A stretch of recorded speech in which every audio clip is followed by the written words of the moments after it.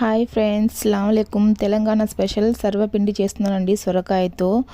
Evening అప్పుడు స్నాక్స్గా అయినా చేసుకోవచ్చు, బోర్ కొట్టినప్పుడు బ్రేక్ఫాస్ట్లో అయినా తినచ్చు. చాలా అంటే చాలా బాగుంటుంది. నేనైతే ఎప్పుడు తినలేదండి, ఇదే ఫస్ట్ టైం యూట్యూబ్లో చూసి చేస్తున్నాను.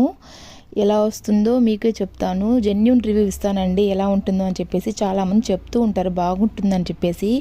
ఫస్ట్ అయితే బియ్యం పిండి తీసుకున్నానండి, ఒక చిన్న కప్ అనుకోండి, ఆ కప్తో ట్రై చేద్దామని చెప్పేసి తీసుకున్నానండి. ఆ తర్వాత శనగపప్పు అయితే ఫస్టే నానబెట్టుకున్నాను, అదైతే కొంచెం 2 స్పూన్స్ అయితే వేసుకున్నాను. ఆ తర్వాత సొరకాయ బాగా తురుముకున్నాను కదండి, అది కూడా ఇందులోకి వేసుకున్నాను. సన్నగా కట్ చేసిన ఉల్లిపాయలు, అలాగే కరివేపాకు, పచ్చిమిరపకాయలు, పల్లీలండి. పల్లీలు అయితే ఇందాక కొద్దిగా వేయించి పెట్టుకున్నాను, అది వేస్తే చాలా టేస్ట్ వస్తుందంట. అలాగే వాటితో పాటు ఉప్పు, అల్లం వెల్లుల్లి పేస్ట్ అయితే చాలా అంటే చాలా తక్కువ, అందులోనే పసుపు వేస్తున్నానండి. పసుపు ఎందుకంటే కొంచెం కలర్ వస్తుంది కాబట్టి పసుపు వేసుకున్నాను. ఇది మొత్తం బాగా మిక్స్ చేసుకోవాలండి. చపాతీ పిండి కన్నా కొంచెం లూజ్గానే మిక్స్ చేసుకోవాలి.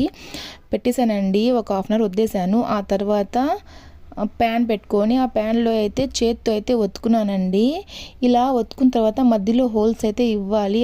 ఆ తర్వాత పైన కూడా ఇంకొంచెం నూనె వేసుకోవాలండి. నూనె వేసుకొని స్టవ్ మీద అయితే సిమ్లో అయితే పెట్టేశాను. పెట్టేస్తే చాలా బాగుందండి చూస్తుంటేనే.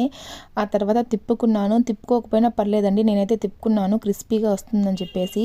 స్టార్టింగ్ అయితే నాకు నచ్చలేదు ఫస్ట్ బైట్కి, మళ్ళీ తింటూ ఉంటే చాలా బాగానే ఉందండి.